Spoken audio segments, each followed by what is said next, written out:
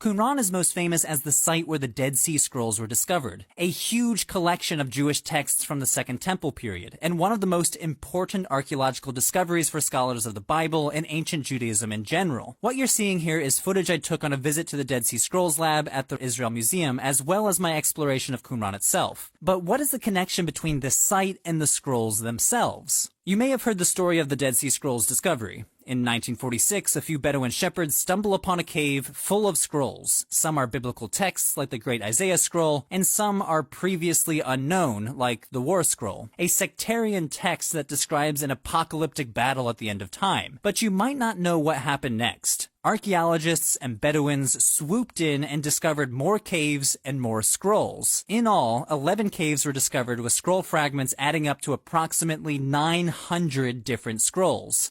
What you're looking at here is Cave 4, easily visible from the site, and by far the cave that yielded the most evidence, thousands of tiny fragments that added up to at least 500 different scrolls. Although we usually think about the famous scrolls that were nearly intact, most of these 900 scrolls were small fragments, like what you're seeing here at my visit to the Dead Sea Scrolls lab. Imagine the crazy jigsaw puzzle it was for scholars to try to piece these together and identify which fragments go with which scroll. Now, some archaeologists have suggested that Qumran was simply a villa or a workshop, but most agree that whoever lived at Qumran were probably the ones who composed most of the scrolls and eventually hid them in these caves. Although no scrolls were found in the settlement itself, the same pottery type that the scrolls were stored in have been found there. Moreover, one of the rooms discovered had long mud brick tables and benches along with inkwells mixed in with the artifacts, which is a rare find in the archaeology of this region. So archaeologists have interpreted this as a specialized writing room where the inhabitants may have composed the scrolls. But who were these people?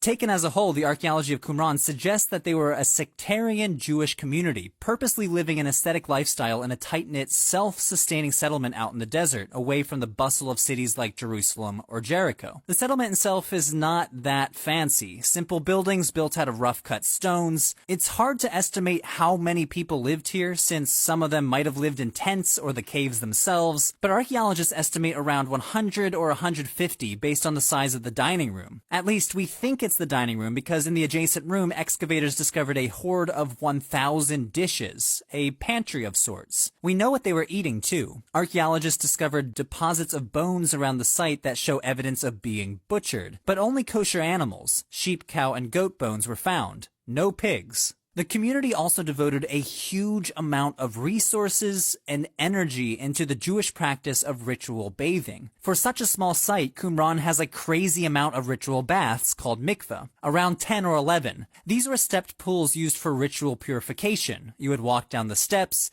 and immerse yourself in a basin at the deepest point. Some are designed with a partition, like this one, that designate where to enter and where to exit.